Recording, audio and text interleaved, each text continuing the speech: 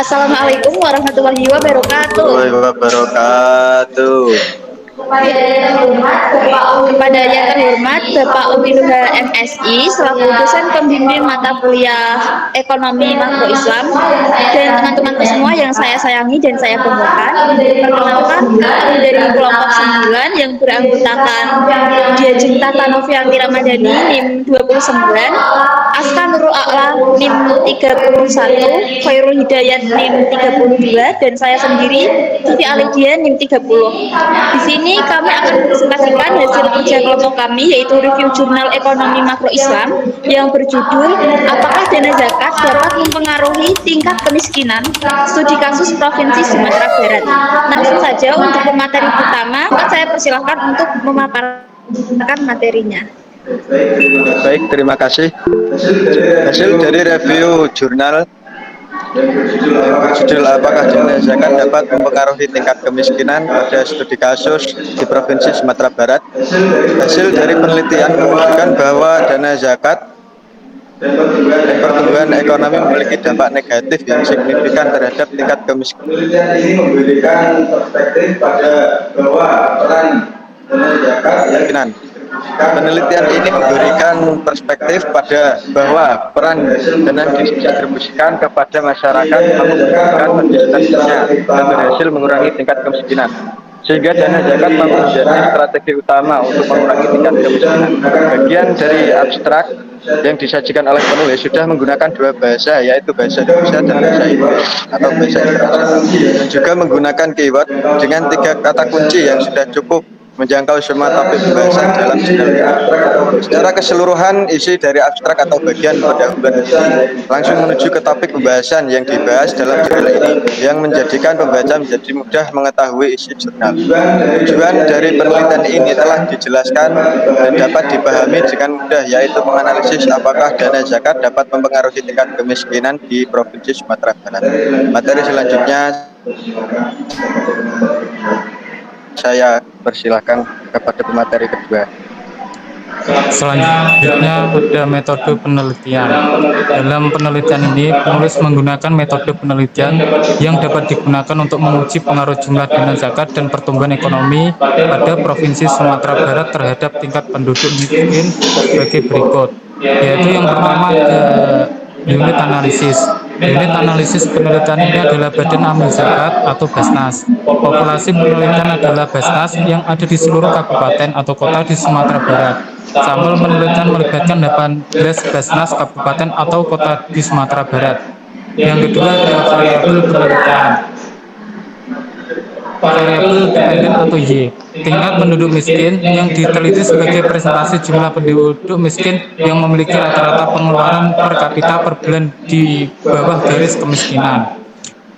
Selanjutnya ada variabel independen atau X, jumlah dana zakat atau dana ZIS per tahun pada setiap Basnas, kabupaten atau kota, pertumbuhan ekonomi atau PDB Sumatera Barat menggunakan indikator PDB atas dasar harga berlaku atau nilai tambah barang dan jasa dihitung menggunakan harga yang berlaku setiap tahun.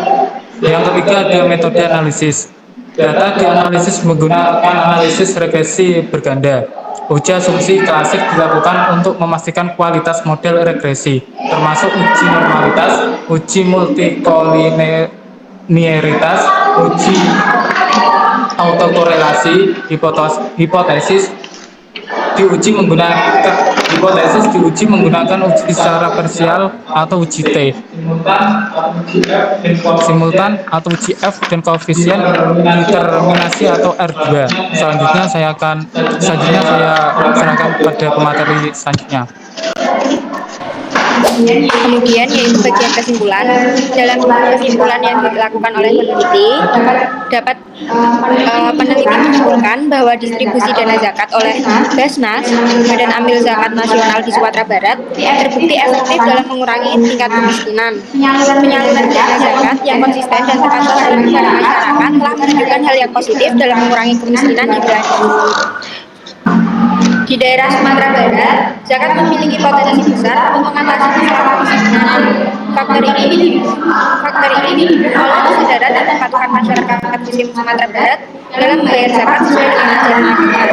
budaya dan adat istiadat yang mengedepankan prinsip adat Tesandi Syarok Tesandi Kitabullah juga memberikan landasan kuat bagi penyaluran dana zakat dan upaya mengurangi kemiskinan.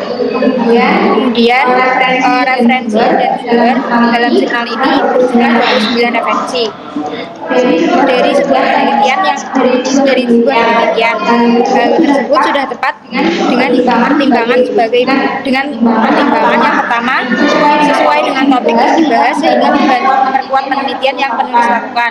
Yang kedua, referensi dan sumber yang terpercaya sehingga dapat dipertanggungjawabkan keasliannya. Yang ketiga, referensi dan sumber yang diambil dari penelitian sebelumnya, buku dan sumber online yang terpercaya sehingga tak hanya bersudut pandang penulis. Yang keempat, pembaharuan referensi dan sumber jurnal sudah sesuai dikutip dari jurnal 10 tahun yang lalu. Yang terakhir, referensi dan sumber sudah mendukung.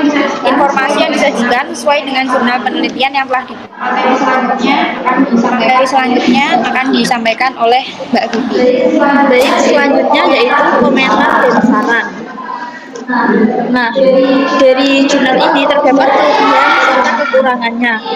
Dari jurnal ini sendiri terdapat 6 kelebihan. Yang pertama yaitu judul jurnal sudah memenuhi, yaitu menjelaskan dan sudah spesifik mengenai topik yang dibahas, singkat dan juga sudah mencerminkan tujuan dan juga fokus utama pada penelitian. Yang kedua, bahasa yang digunakan oleh penulis mudah dipahami dalam penulisan bahasa asing dicetak miring. Begitupun maksud dan tujuannya oleh pembaca mudah dipahami. Analisisnya sangat rinci dan mudah dipahami. Yang ketiga yaitu model analisis yang dipakai sudah tepat, bahasa yang digunakan oleh penulis mudah dipahami dan penulisan bahasa asing dicetak miring. Begitupun maksud dan tujuan oleh pembaca mudah dipahami. Yang keempat yaitu pembahasan dibuat dengan cukup lengkap, detail dan ringkas. Yang kelima, penyajian data dilengkapi dengan tabel dan grafik sehingga lebih mudah untuk dipahami oleh pembaca. Dan yang terakhir, kesimpulan yang diberikan sudah menjawab permasalahan yang dibahas oleh penulis. Nah, untuk kekurangannya sendiri, menurut diskusi dari kelompok kami terdapat 3 kekurangan.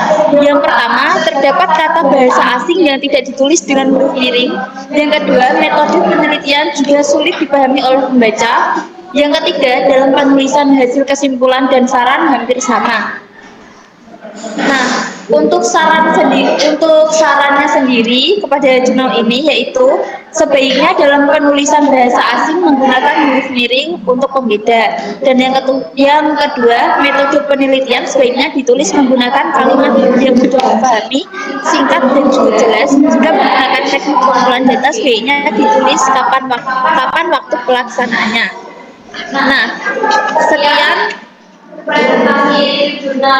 presentasi review jurnal dari kelompok 9. Mohon maaf apabila terdapat kesalahan kata dan mohon koreksinya.